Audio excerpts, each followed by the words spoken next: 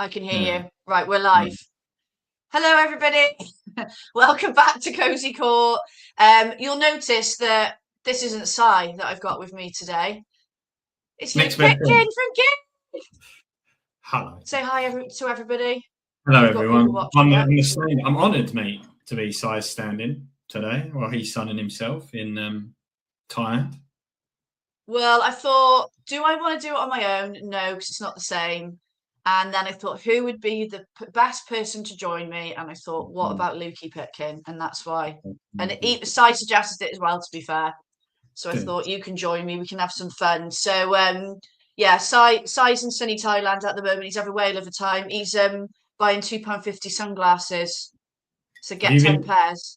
You've been speaking to him? Yeah, well, only a little bit on Instagram. It looks amazing, to be fair, like the best trip. So I'm sure he'll catch us up when he's back. So, but yeah, for anyone watching, if you've come to KOSI Kourt before, you'll know exactly how it works. If you haven't, I'll give you a brief run through, and Luke, you'll probably benefit from this as well, because I don't think you've ever watched it before.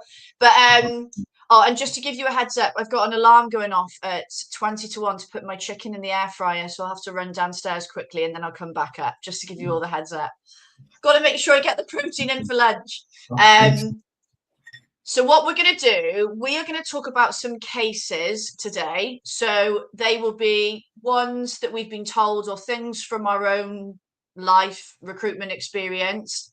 And before we give our verdict, I'm going to come to you, the audience. So you can chuck any comments in the chat as we're going along. But also, if you have got a story or something that's happened to you or someone else that you want me and Luke to judge, chuck it in the chat box and I will bring it in live as we go along. But we have got our own ones we're going to bring to the table. But yeah, either me or Luke will tell the story. I'll come to the audience. What do you think? We'll chat about our verdict and then we will either give it. I've got to make sure my banners are ready. A guilty. Oh, look at you. Or not guilty. That's professional, this. That is it. You've got It's good, isn't it? Yeah. You've set it up well. Yeah, very good indeed. I like it. Do I get to see the chat? Or can only you see the chat? You should be able to. Can you see the comments? Is there a button that's got comments on? Yeah, well, yeah, I think so. I've got people, comments and recording, so I'll go with. Oh yeah, comments would be it. And I tell you what I am going to do quickly, which I forgot to do before.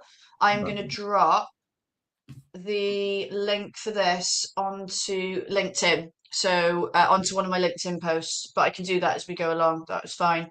So yeah, I know you've got, I don't care what order you bring these in, by the way, Luke, but do you want to start with a story that we can pass judgment on? Yeah, okay. So I've got either recruitment related stories or I've got stories from our support chat on Giig. So do you want me to go in a certain way? Would you prefer recruitment or would you prefer bit of both? Should we mix it up? Yeah, can do. Take your pick. And then each story I've given a name. So I'll give you the names and you can pick what one you want from the name that I've given it. Okay, I like that. I was sitting there this morning. Okay, mate. Where do you want me to go? Recruitment or? Yeah, let's start with the recruitment one, and then we can do the chat. I got three recruitment ones. I've got one that I've called Sleeping Beauty. I've got a second one that I've called Christmas Suck Up, and then I've got a third one which I've called Voicemail Scandal. There you're three. I will say. You do a voicemail scandal. I like the sound of that one. Yeah, okay. So the voicemail scandal, I was actually so this is a second-hand story. And literally about 5 minutes before we started, I was like, I should research if this it could actually even be true. Because I don't know where it's second-hand. I was like, actually, I could say this and it could just be a load of bollocks, but we'll go for it anyway. When I was working in Australia, don't know if you know, I worked in Australia. Well, hold on a minute. You worked in Australia? I did work in Australia. I did not know this about you. Yeah, of course. We had someone on the pod the other week and I was shocked talking about Australia. And he was like, I don't know why. For some reason, I've definitely heard you say that before. I was like, yeah, I get a stick for that. But this was through a mutual connection who was talking about recruitment way back in the day. So this would have probably been, oh God, if I'm to guess his age, probably like maybe 80s, 90s, back in recruitment. Ooh, And okay. he was saying that the agency that he worked for had a way that they could, he said, with the old school voicemails, you could dial somebody's number. Like if you had someone's number, you could dial it, you could push then like a certain combination of digits, and it would let you into their voicemail. So you could hack into the voicemail. So he was like, for all our candidates that we had at offer stages, we used to every single day ring their voicemails, listen to the outstanding messages in their voicemail. And if they had one, which was say from another recruiter or from another company or something like that, that they could delete that and they'd get rid of it. Now, yeah. And that's what you said they used to do. Mad, isn't it? Wow. But then there was a part of me this morning. I've known that story for years, 10 years I've known that story. And then there was part of me this morning that was like, can you even do that? Couldn't you even go into someone's voicemail? Do you know what? I think you could. I think you could. Okay. So that's what he said. I'm sure I've watched films from like the 80s and the 90s where they've like dialed into a voicemail. So I think you could. It's given me news of the world voicemail phone hacking scandal, that is. Yeah, well, it's similar. Just given me. It's similar, right? Yeah, it's very similar to that. But he was like, that was standard practice, like of the managers being like, right, which candidates have you got of offers? Have you gone and checked their voicemails? And if you hadn't, you go and check. Gavin said, hold on, was this on professional voicemails? I don't know what that means. What do you mean by that, Gavin? Do you mean like a phone, or do you mean a personal phone? I want to say it was on personal numbers. Or maybe it was on, maybe, I don't know. I don't know the answer though. Do you want me to give you my opinion? Well, if you're watching, by the way, checking if you think this is guilty, not guilty, whatever. So I know it. Oh yeah. So he said private phone voicemail. Yeah. So I was assuming that was what it was by what you meant.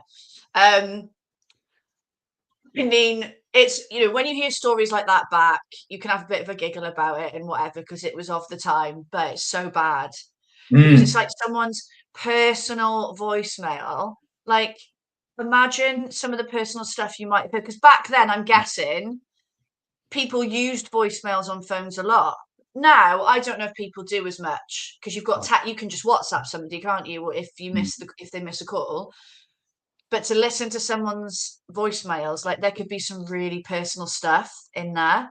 And deleting the ones from other agencies. Imagine if like the poor candidate like had their dream job on the table, or like being offered an interview at like their dream job and they never got it. I imagine there's a high chance of them slipping up though, because if you're that candidate that's like waiting on the call and there's been no call, there's been nothing, you could ring the recruiter and be like, hey, like just checking if there's any feedback, and he'd go like, yeah, I've left you like 7 voicemails, and then it's like, could open that way. Would you think that an agency would do that if you were the candidate? No, I mean the candidate could ring the recruiter for feedback. Do you see what I mean? Yeah, no, I know, but what I mean is, but that if the agency said, well, we've left you like 7 voicemails, why aren't you getting them? I don't think the candidate would think, hold on a minute, I think the agency is hacked. True. You'd be like, is there something wrong with my phone? Yeah, all right, fair. Yeah, points. What's Gavin said? Because if it is a pro, you would find that they have their voicemail with the original code to log in. Each call up a number, then choose the voicemail. Wow. Oh, so you could, because if it is pro, you can have their voicemail with the original code, like 1111. So he's saying the code would just be like a standard password. So you easily call their number. You just go 11111, and then you start listening to the voicemails on that. I mean, to me, it's guilty because I think it's an invasion of privacy. Yeah. I know it was standard practice back then, but it's really naughty, isn't it? What do you think? Oh, it's 100% guilty. Yeah, for sure. I don't know do you think it would have been standard practice? I've never heard that before from anyone. And I do spend time with, agency owners that have been in recruitment a long time and have, Gavin said guilty. I do spend a lot of time with people that have been in recruitment from those times, and I've never heard that before. Gavin's just said he's never heard of it. So, but I'm not shocked that somebody did that from that era. Do you know what I mean? Yeah. No, I can see that kind of stuff happening, but yeah, that's the first time I'd heard of it. I'm pleased that Gavin's been here though to validate my story, because I was worried. I was like, I could tell this story, and you could be like, "That's not even possible, mate," and I'd be like, "Oh no." No, as you were telling it, I've got like flashbacks from like films I've watched from that era where people are like, because I think you could access your own voicemail. You had to ring. I'm sure, like, couldn't you access your own voicemail when you weren't at home? Oh, I don't know. We'll have to Google it after I'm fully researched, back up the story. But it was right. When you were saying it, I was remembering something. Okay, so we've got a guilty on that one, I think. Easy guilty for sure. Yeah, for sure. You want another one? Okay. Yeah. Well, yeah. Go on then. Or do you want me to do mine and I'll come back to you? I've only got one today. It's up to you. You go. You can go. You said yours. This is quite wild. Yeah, go on. I'm in. This is quite wild. I only got sort of past this story recently, and it's going to be short because I don't know the ins and outs of it. But I'm going to pre-warn everyone watching. It's an explicit, wild story. Okay, just to lay it out there. So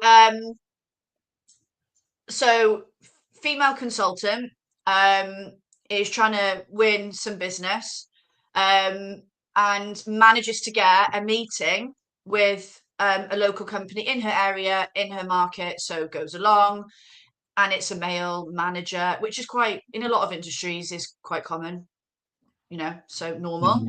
Goes along, has a really good meeting, and then goes for a second meeting. And at the second meeting, they sort of agree rates. It's all set in stone. There's work there. It's temp. Okay. So, and in between, as part of the relationship building, they're sort of, conversing on email, WhatsApp, whatever. So after the second meeting, he starts to change a little bit with her. There's kisses on messages. Okay. The tone starts to change. He mentions, I don't know how this came up, but he sort of mentions that he's got a flat near the office. And she asks, and look, right, so while this is happening, all the other consultants are sort of getting involved in this. So it's not just her sitting there messaging. She's been egged on by the team. Okay. Now, we'll come to whether that's right or not in a second, okay? Egged on what? So she's like, huh? What were they egging her on? What do you mean? Well, okay. Well, that's what I mean. Yeah. So he said he's got a flat. She's like, well, what for? And it's almost like, why are you telling me this? Do you know what I mean? Okay. Yeah. And he says something like, oh, it's for my toys. Oh, no. Okay. So at this point, you've got, everyone being like, oh, asking what for, because you can sort of see where this is going. Okay. Yeah. Right. Yeah. So egging her on, she's like, what do you mean toys? Okay. So he says, he says something like, I think you can work. No, he said something like, one is my dolly. And she's like, dolly, like question mark. And he sends her a picture of, it's, those fake, it's like a sex toy, right? But it's, so if you can imagine, it's basically a fake woman, you know? I don't know how else. I just don't know how else to say it. I think you can guess what I mean, right? Yeah. So that escalated quickly, and then proceeds to send her videos, right? And it's like, this is a client, got business with them, right? Now, before I give my verdict on, now they're all having a laugh and a joke about it. But before I give my verdict, what do you think about that? And anyone watching? Who's guilty in this is what I'm trying to say. So this is a business that you know today as well. So this is someone Jesus. I think, I mean, there's two parts in every story, right? But I think I can't wrap my head around what the manager is trying to achieve and what he thinks is how he thinks that his actions are going to land in any way, shape, I know. It's very risky, isn't it? Very risky. I wouldn't send stuff like that to people. I'm not saying I do that. That makes it sound like I'm putting myself in a hole. But like, yeah. But like, if say I did have said flat with my toys in it, I wouldn't even send that to people I know, let alone like someone I've just met for a business meeting. You know? Like, yeah. I just find it so strange that blokes do that, or guys and girls do that, if girls do, and don't think there's going to be some weird repercussions off the back of it. I'll just bring, so Gavin said everyone is guilty apart from the female consultant. I'll give my sort of 2 pence in it. Is that I don't think they should have egged him on.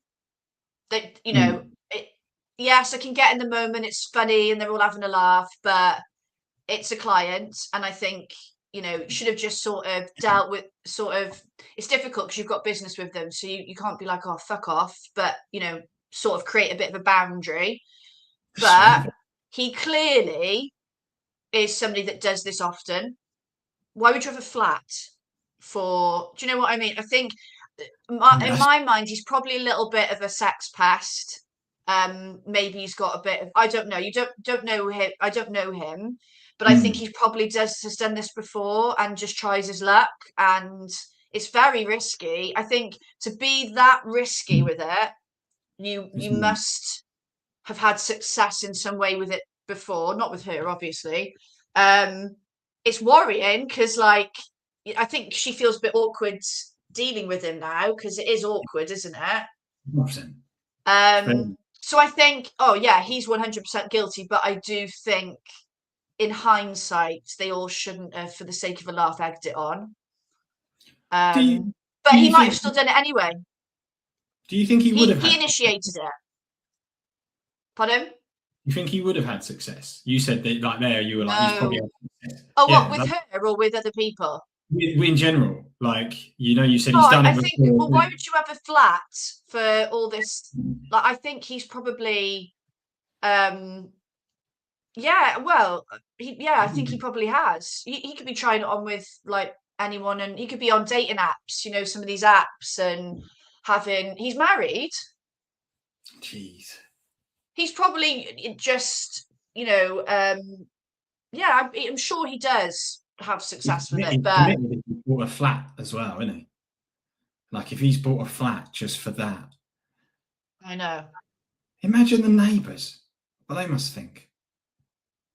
See the new guy. I just think, like, I don't know what I would do. Honestly, I don't know what I would do if a client started being like that with me. It's such an awkward position you're in, because it's like, it's not acceptable, and you know it's not acceptable, but like, what do you say at the same time? Like, it's a difficult one, isn't it?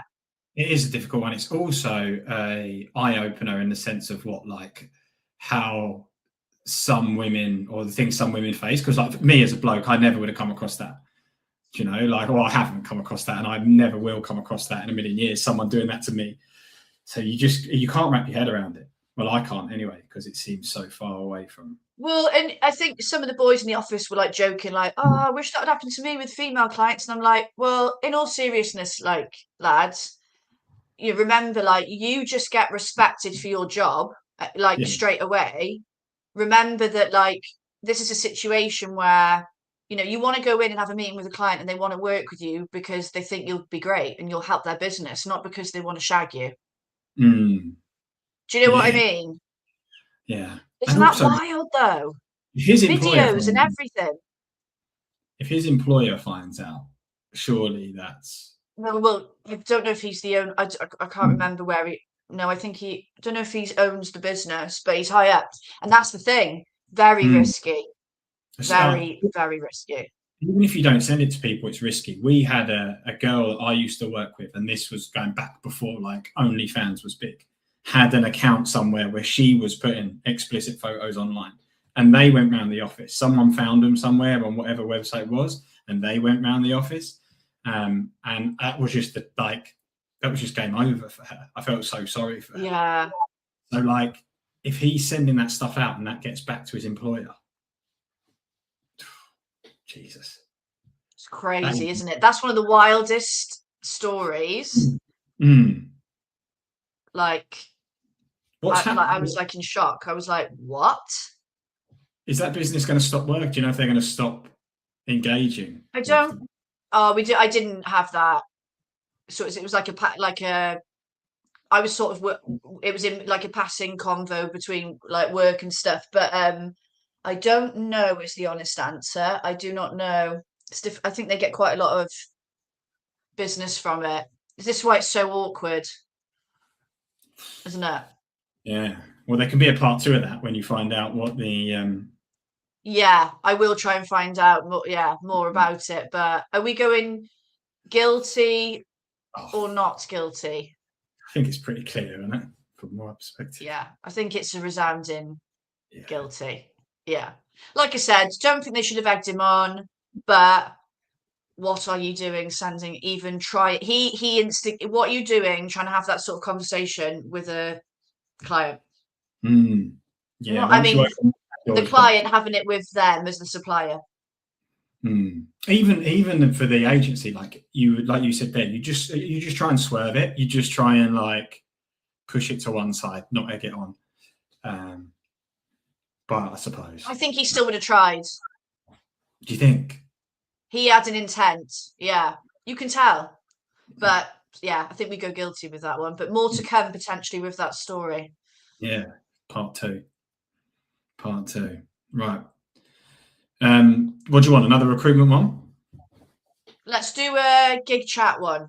Gig chat one. So the gig chat ones, I don't know how we'll approach whether they're guilty or not guilty, because you're almost saying, is it the user's fault or is it our fault? I suppose. But do you know what? I just pulled some together this morning that I thought were quite cute or funny.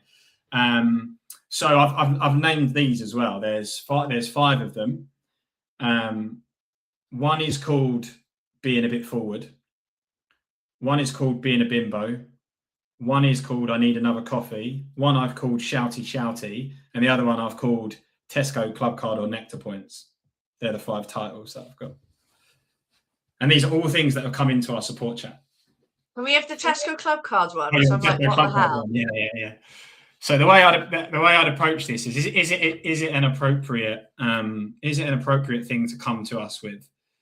So it says, cheeky question, not related to gig, but interested to hear your take. Where is it best to get reviews? Do I go with Google, Trustpilot, or try both? I took this chat, so I went back with loads of laughing, like ha ha ha. So this just made me smile. Next time you'll be asking me where it's better to collect points from, Tesco club card or nectar points. So they put loads of laughy faces. I said I'm only messing, happy to help. And they went, no, I class you as a marketing guru, so you should be flattered. So basically, this person has seen us come into the support chat, and instead of asking us anything about gig, has asked us where they should collect their reviews from. And then I went on a big, like, for us, we went down Trustpilot, but basically, without going through it all, said to them, I think you should go to Google if you're going to go and collect reviews as a recruiter. And then they finished by saying, see, I knew you were the best person to ask. Have a nice day. And I just thought really nice. Yeah, I know. I think, first of all, the fact that they've wanted to come to you for that answer says a lot, because like they saw you as somebody that could give like them a decent answer on where to go. I mean, is it relevant for the gig troubleshooting chat? No, probably not. But also I think it's probably because she knew you would respond, because you are good on the chat, aren't you? You do get back to people quickly. But she could have probably asked you that on LinkedIn, couldn't she? But yeah, they could. But it is cute. I do like it. And it does make me smile, because I can't think, like, would I do that in somebody else's support chat? Probably not. I probably wouldn't. I would put it. I would maybe, if I was connected to you on LinkedIn, I probably would have asked you that on LinkedIn. Yeah. But that one, I don't think there's much in there as being like guilty or not guilty. Where some of them I would say there are. But Well, I suppose if you want to say, should it have gone through the troubleshoot chat or not? Probably not. Probably not. Probably not. No. But there you go. It's still nice all the same, isn't it?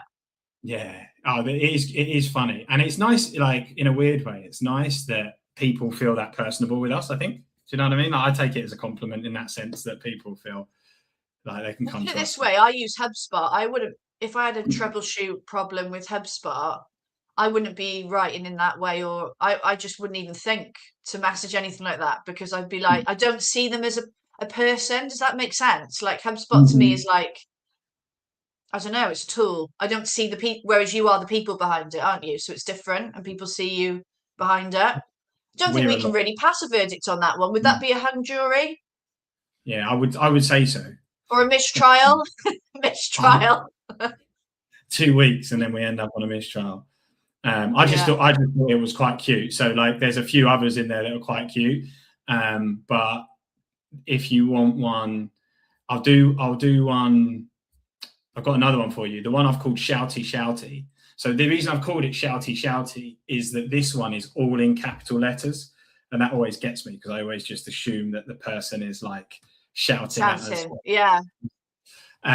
Important to know, this chat has happened over the course of 7 minutes.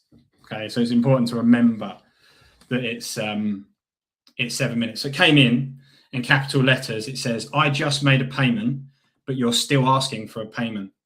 Andy took this one, so this isn't me. So they went back and said, "Hi, let me take a look at it." And then it says, "I can see that your payment wasn't successful, which is why you're getting the error. The message that we've got back is insufficient funds in account."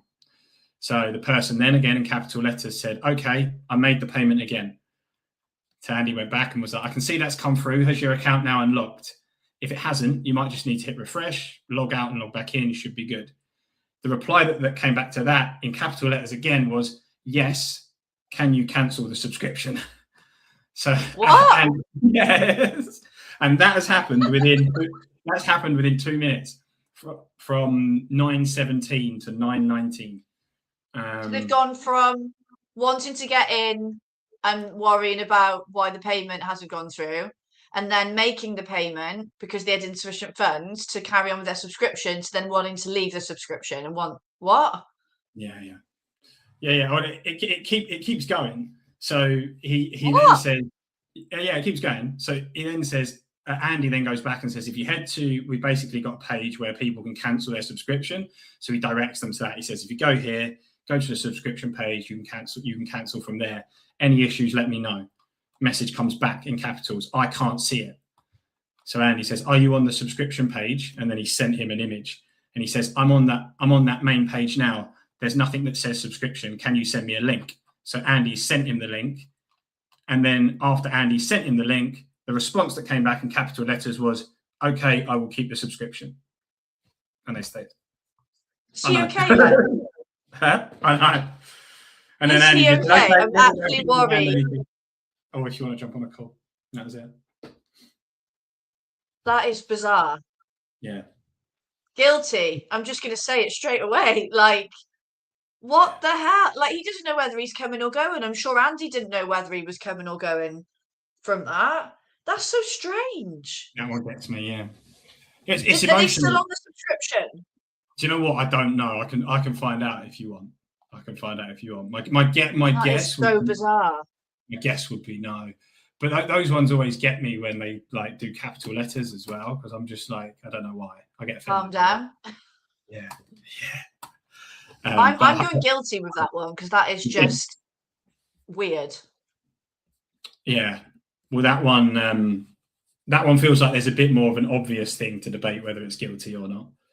But I like the doubling back. What are you going with?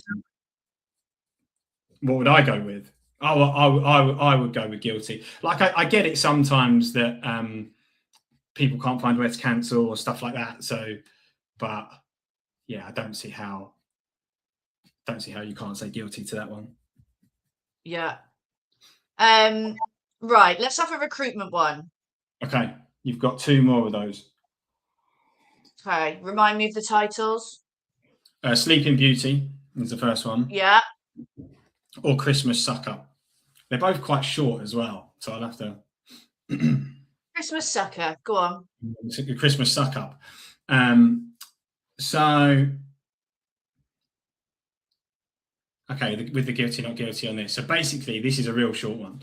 So it was Christmas, and at the end of the very last day before we were breaking for Christmas holiday, the CEO sent an email around to everyone on the sales floor, basically just saying, thanks for all your hard work this year. Really appreciate it. Looking forward to whatever, kicking off next year, whatever year that was, 2014 or 15 or something. To which obviously everyone's just been like, fine. And about 2 or 3 minutes later, you could start to hear like ripples of people like laughing or people talking around the office, and it's getting loud. It's kind of like getting louder and louder and louder. And what one consultant has done is they've replied to the email, but instead of just replying to the CEO, they've obviously hit reply all. And they've put like they've put a message like, thanks so much, you've been incredible, da da da, I'm really looking forward to doing this again next year. I think we can get even better in this area. And they just got absolutely slated on the sales floor for sucking up to the CEO, which at the time was embarrassing for him. And I was thinking, would I classify that as someone guilty or not guilty? Back then, I would have said like, definitely guilty.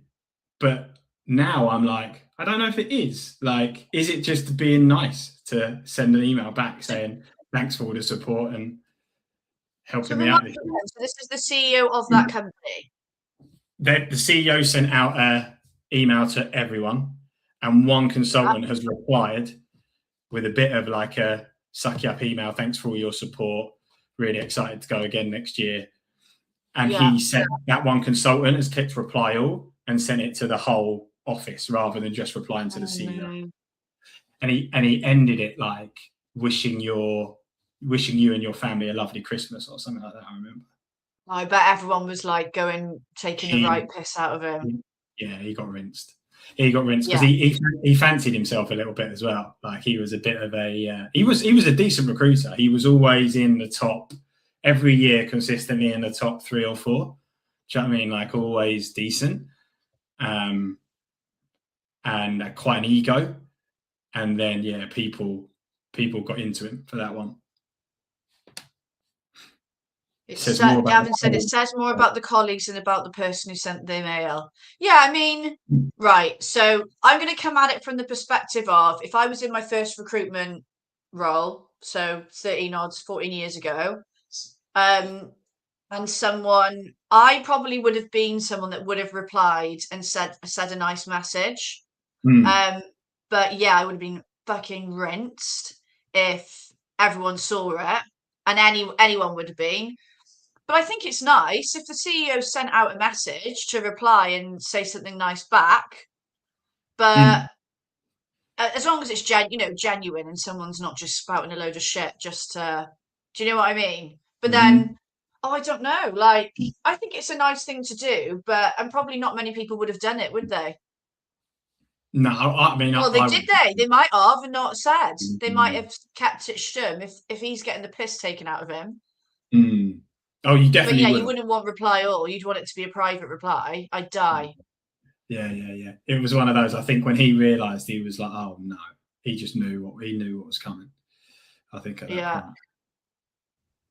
What do you reckon? Why do you think there'd be a difference between doing it now and before? Why would you think it'd be? Oh no, I just think I've matured as a person. Like at the time, I was like giving him stick. Do you know what I mean? I was definitely on the bandwagon of like giving him stick. But now I'm a bit older. I'm like, actually, it's quite a nice thing to say. You know what? I probably would say that's probably a good point. If you'd have asked me that back then, I would say like I think I'm saying now I would have replied, but would I have replied then? I don't know. I can't say because it was a while ago now. I might have. I didn't reply. Was the CEO quite involved in the business? Like, would you have gone on a Christmas do with him, or was he quite far removed?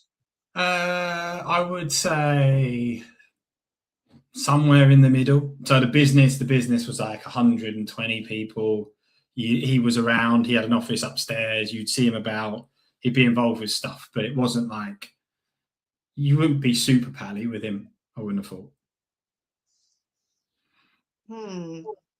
Yeah, maybe I don't know. I probably would have tried. I probably would have like gone up to him pissed on the Christmas do and like said something really nice, thinking I'm like trying to get in the good book sort of thing. But yeah, now I think I would, the way I look at it now, I'm like, oh, what a nice thing to do.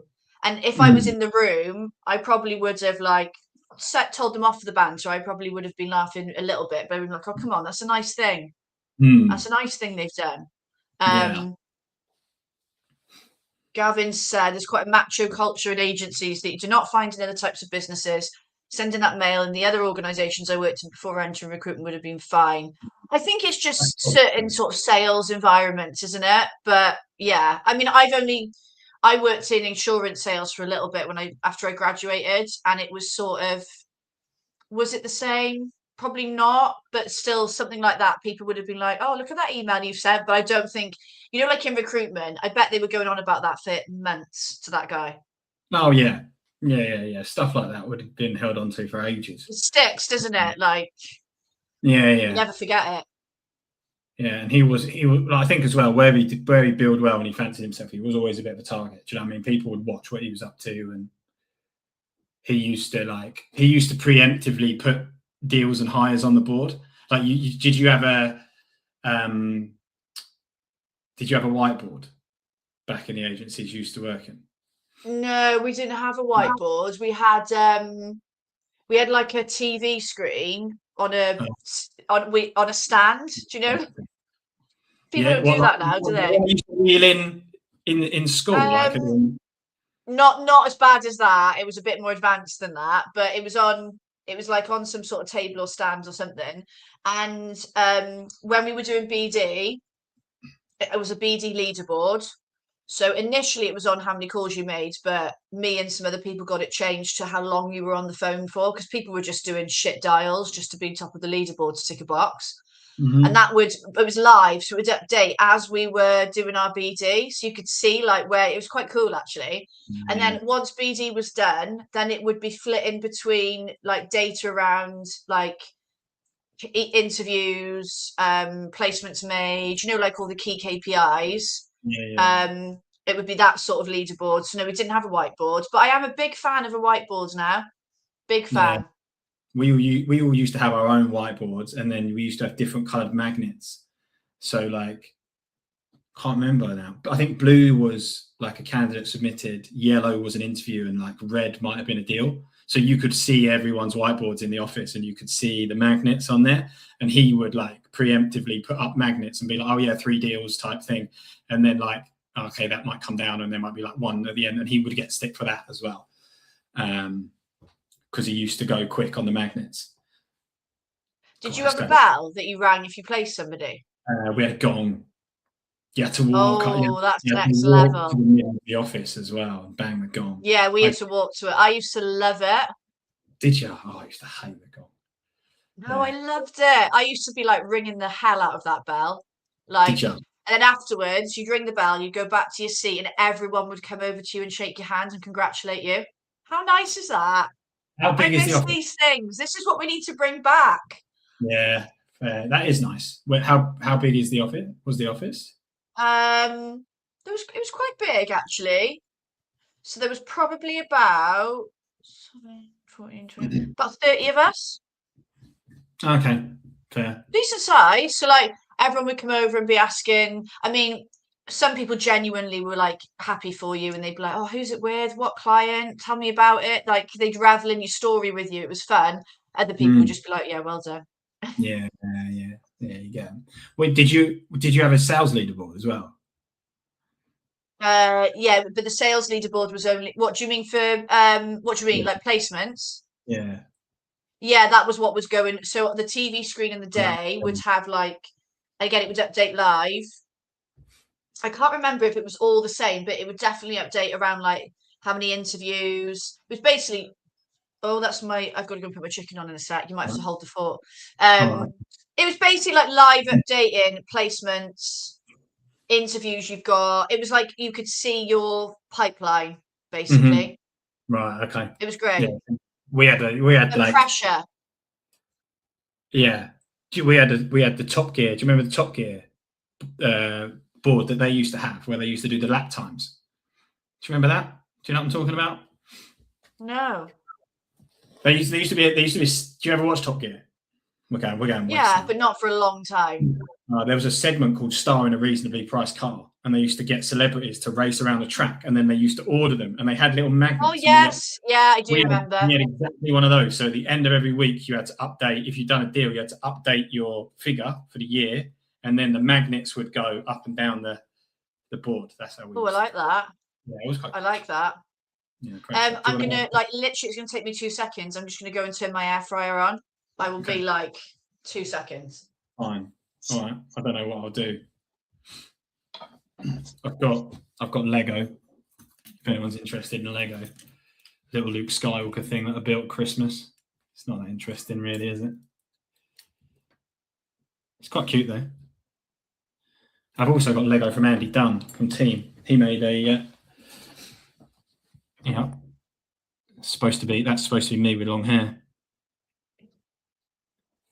It was really quick, wasn't it? Back. I was showing them my Lego. I don't know if anyone was interested, but I've got some Lego. So I've got a little Luke Skywalker. He lives in there. He's quite cute. You broke it. Yeah. And then Andy, see, Gavin's interested in my Lego. Can you going to say about Andy Dunn? This is supposed to be me and Andy with podcast mics doing our podcast. Oh, cool. He loves his Legos, doesn't he? Yeah. And then this is one of him. So that's supposed to be him. So. Do you know if Gavin said I got rid of my Lego years ago? Yeah, all right, Gavin. Fair enough. All right, right. Should we do one more? Let's do another recruitment story, I think. And then my final one. We're probably done for today. Gavin, if you've got anything you want to throw in, a story for us, let me know. Or anyone else watching. But yeah, let's do one more recruitment one, shall we? All right. So this is the Sleeping Beauty one. So actually... potentially the best one. I don't know. We'll see. It's the last. Yeah. So, Sleeping Beauty. There was a lad that actually started on the team that I worked on. His name was Ben.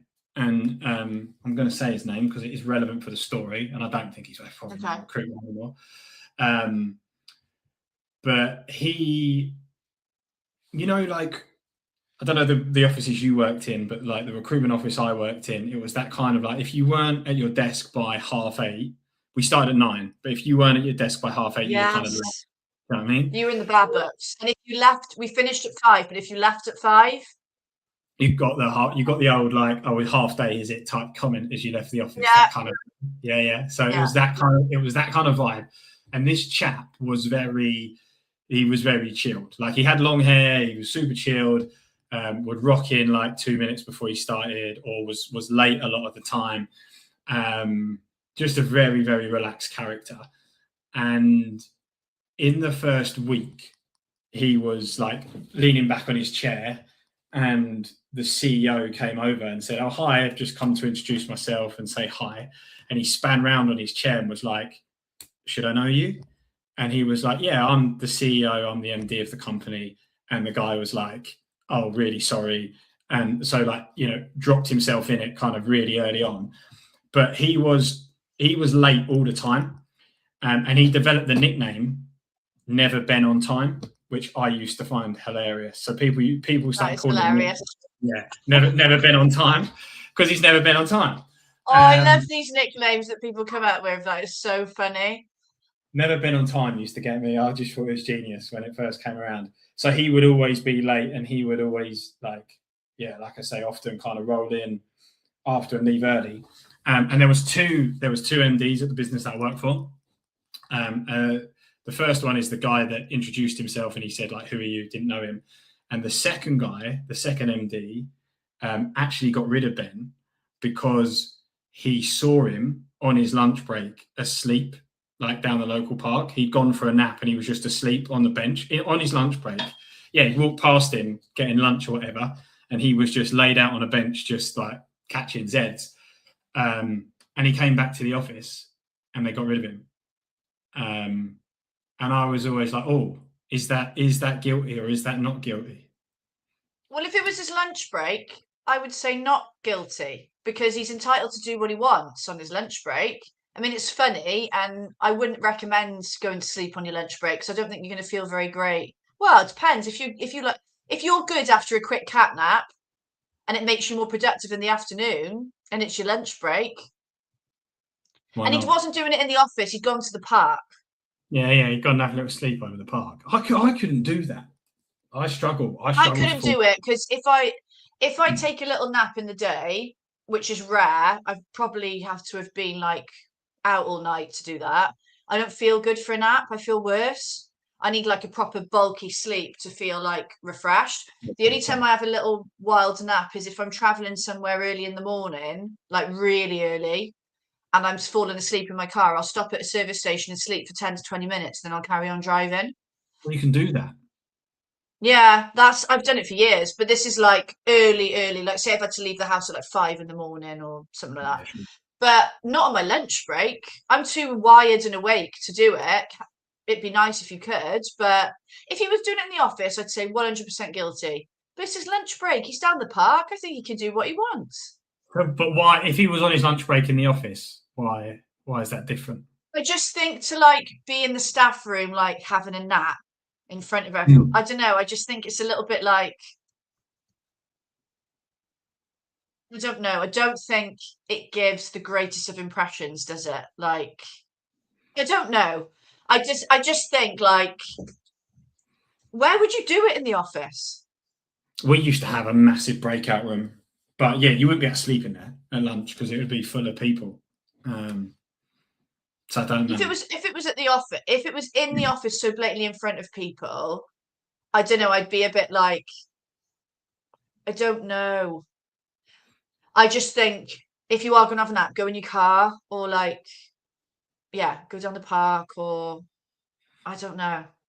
I wouldn't be. I don't know. I personally, the way I am. Oh well, let me just see what Gavin's put. My boss used to get so angry at me because I always arrived at like 9:20, 9:30 a.m. and was supposed to be there at 9, but I was billing over 700k and often worked till 7:30. So left. I felt I was entitled to it. Interesting. If you were meant to be there at 9, I'll be honest, Gavin, even if you were billing 700k, I would be like, Gavin, for the love of God, just come in for 9. I know you're working till 7:30, but this is the thing. I think when you're a top biller, I think in some agencies you are pretty much allowed to do whatever you want, aren't you? If you're making them like big bucks, they really don't give a fuck what you do. But I do think there's certain standards that should be upheld, and if that's your working hours on your contract, I would be encouraging you, Gavin, to start at 9 and just leave a bit earlier. But if you choose to work at home, that's up to you. But I am pernickety about time, me individually. Like, I hate being late for anything. Like, lateness is like, even 1 minute past 9, I'm like, so that's just me. But I wouldn't be angry at you, Gavin. I would just be like, oh, come on, can you please try and get in for 9? Because also, what about everyone else around you? Because if all the others that are billing well are like, oh, well, I'm just going to come in whenever I want, you've got a whole sea of people like being late for work. I was speaking, well, we had someone on the pod recently who was talking about like accepting, you were saying top billers are allowed to do whatever they want. He was talking about like accepting toxic behavior from consultants that were billing high. And he was like, because I got my business into a point where the costs were so high, like I got carried away, like the costs become so big that I just started accepting behavior that I shouldn't have accepted because I was like, I can't lose that revenue because I need it for my costs. And I was like, I've never thought about it that way. That you're like, I've seen it in both agencies I've worked in. The second one I worked in, we were all billing very, very well. So collectively, there was no one that was an average biller, I would say. Everyone was billing really, really, really well. But the top end of us all, I think there were some there was a lot of bad behaviour that was allowed to get away with, and it did cause friction within the team because you felt some people were being treated differently. We weren't in an office, we were all working remotely, so some of it you didn't see until later down the line. You'd hear about things, couldn't see it, but yeah, I just think for the good of the office, like, there's certain things that everyone needs to adhere to, because otherwise it does start getting a bit bitchy, doesn't it? People are like, well, he can come in whenever he wants, why can't I come in whenever I want? And it all starts to like cause problems, doesn't it? Yeah, no, I would agree. And that nickname is brilliant. Never been on time. Oh, it's phenomenal. Yeah. I used to, because I love a nickname, and when that came out, I was like, oh, that is too good. People, as soon as he walked in, whether he was on time or whether he wasn't on time at that point, it was like, oh, here he is, never been on time. I love that. Yeah, love it. I think that one, I think I would probably lean towards guilty, you know, even though he's out of the office. I think I'd still go guilty. I'm going guilty 100%. Oh, you are? Okay. Yeah, no, I'm going well, guilty. What do you mean? He's guilty or the employer's guilty? He is. I'm on the side of the employer. See, I'm actually, let's take that off. We've got a hung jury here, because I think it's, what do you, Gavin, you're active, let us know, because you're going to be the decider on this now. I personally think it's his lunch break. He's in the park. He can do what he wants on his lunch break. So I think, as much as I wouldn't do it myself, if he is going to come back in the afternoon and be more productive for having a little nap, I think, whatever, it's your time. Personally.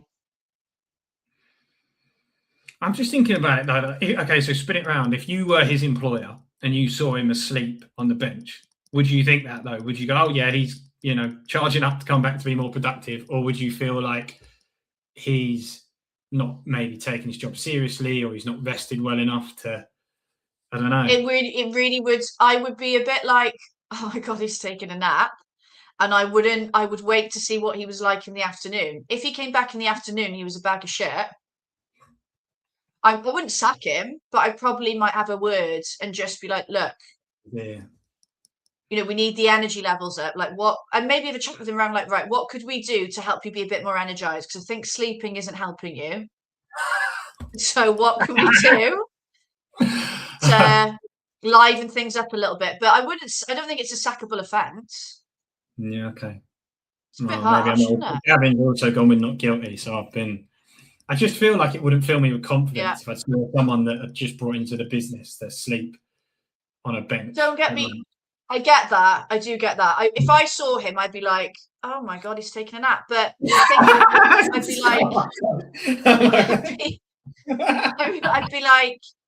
I'd be interested. I'd be like, right, let's see what he's like this afternoon. Because if he's fucking flying all afternoon and he's brilliant, it's your lunch break, mate. You can do what you want. Pop Gavin's question out. Luke, you can then push it one step further. Would you control how much your staff eats at lunchtime? Because if they eat too much, they'll be sleeping in the afternoon and be less productive. Yeah, okay. I wish I could control what people eat at their lunch, because some of the lunches that I see in the agencies I'm in now, they are very unhealthy. Are they? Not great. What are you talking? Oh, I am talking, this is in so many agencies I go into. Throughout the day, the diet consists of vaping, monsters, cans of Monster, going and getting a kebab, just shit. Even if the food is okay, it's the constant cans of Monster. I don't know what's going on with the consultant generation at the moment. They live on Monster cans and vapes, or Monster cans in particular, and it drives me mental. Like, that's so bad for you. In answer to your question, Gavin, no, I wouldn't. I obviously wouldn't, but I don't know. It's hard because you don't. I guess what I was thinking of is that person representing the company. Like if somebody found out that he worked for you and he was seen asleep on the bench at lunch, I don't know if it's the right impression, but maybe I'm overthinking it. Monster replaces lines of coke from our time. Monster replaces the lines of coke from our time. Just I'd more rather a sugar. lime than a Monster can, I'll be honest with you. I've never been I've always been a Red Bull guy. I don't know if that says something about me. Yeah, Red Bull I used to drink years ago. Maybe I'm old as well, but I used To coffee. I actually only started liking coffee when I was 24. Out of pure necessity. Fun fact for people. Insight into Kate. Yeah, I've never really been a big fan, and it surprises me. I thought the generations coming through were really health conscious, because I would say when I was in my office was quite health conscious. Like we could go to the gym.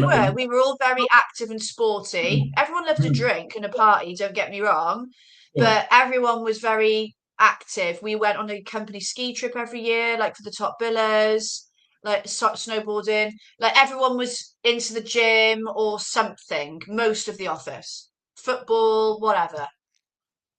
Yeah, we had a five-a-side team. For our agency, or one of them.